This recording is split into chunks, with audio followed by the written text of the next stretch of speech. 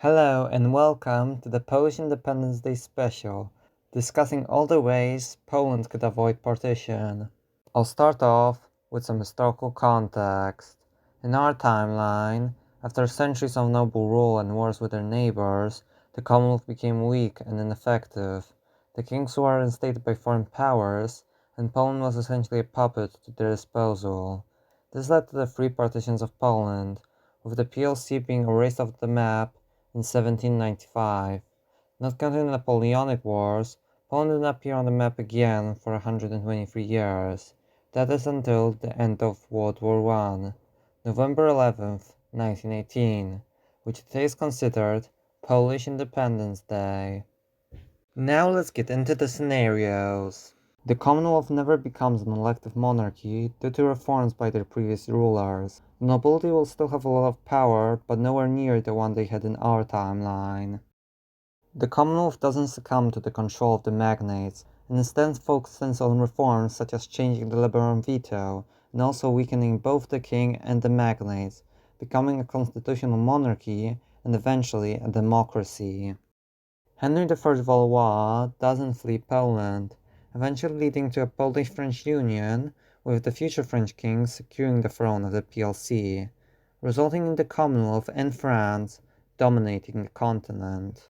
King Stephen Bathory doesn't die early, and is able to launch his planned invasion of Russia, capitalizing on the death of Ivan the Terrible, and is able to somehow take the throne of Russia. Stephen Bathory also miraculously has an heir, who is also chosen as the king of the Commonwealth, resulting in the Polish-Russian Transylvanian Union, which has its sights on the Ottomans. The Habsburg, Maximilian III, wins the Polish election instead of Sigismund III, leading to a Polish-Austrian alliance. This further leads to Habsburg domination in Europe and winning such conflicts as the 30 Years' War and several wars with the Ottomans. Sigismund III is able to maintain the throne of Sweden by being a more tolerant ruler. This state dominates Europe, defeating its neighbors with ease and completely preventing the rise of Russia and Prussia. Vladislav IV is able to maintain the throne of Russia by converting to Orthodoxy. Later on, the Commonwealth and Russia stop Sweden's rise to great power status and defeat the Ottomans. After the death of Sigismund IV, Vladislav IV is chosen as the king of the Commonwealth, leading to the formation of a great Slavic empire. A mixture of the previous two timelines, Sigismund III maintains the throne of Sweden by being a more tolerant ruler, and his son maintains the throne of Russia. After Sigismund's death, Vladislav IV forms Europe's foremost great power. Just like the previous timeline, but instead Sigismund III reconquers Sweden with Russian aid, forming a less stable but still powerful union. After the death of the Prussian branch of the Hohenzollern dynasty, Sigismund III doesn't allow Brandenburg to inherit the region, possibly delaying or even preventing the rise of Prussia. The Russian state collapses during the time of troubles, turning into several realm states, and eventually getting carved up by Poland, the Ottomans, and Sweden. During the Smolenskian War, Vladislav IV retakes the throne of Russia, and goes through with his planned invasion of the Ottomans. Eventually, the two states could unify into one of Europe's main great powers. Sweden never attacks the Commonwealth during the Deluge, instead attacking Russia in exchange for the kings of the Commonwealth giving up their claim on Sweden. This resulted in Russia being significantly weakened, and the Commonwealth being spared from the devastation of the Deluge. The Treaty of Hadiach, which proposed the Polish-Lithuanian Commonwealth, is held up, and with some reforms the state becomes more tolerant and returns to great power status. After his victory in the Lubomirski uprising, Casimir IV is able to reform the state and increase his power, eventually turning the Commonwealth into a hereditary monarchy, never coming under the control of foreign powers.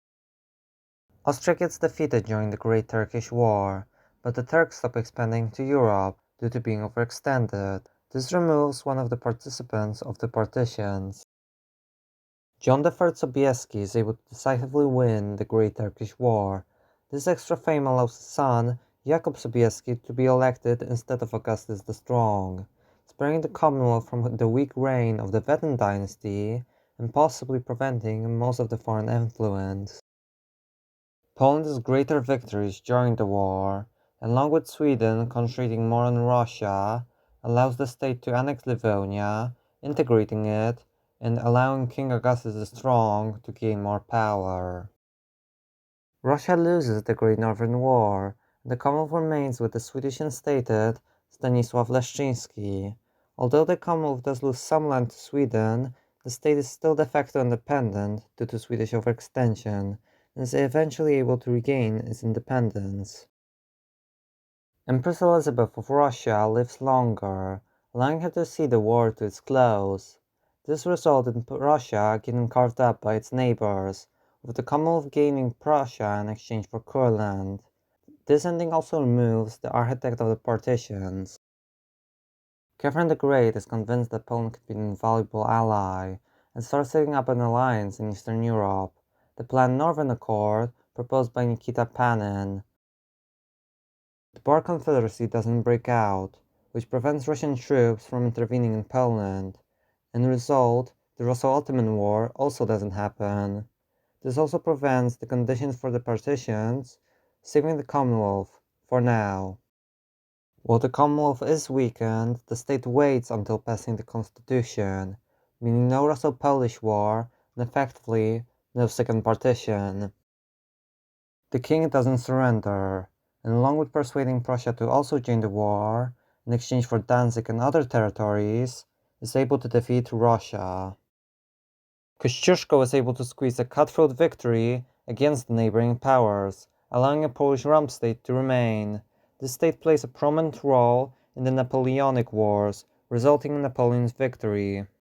In an alternate universe, the situation is flipped upside down, and it's Poland who partitions its neighbors. This powerful Poland annexes all of the cosmos. Wait, everything is Poland? Always has been. And that's it for Polish-Lithuanian Commonwealth. All good endings. Hope you enjoyed. If you did, make sure to like, comment, and subscribe. Comment what scenario I should do next. Thank you for watching, and goodbye.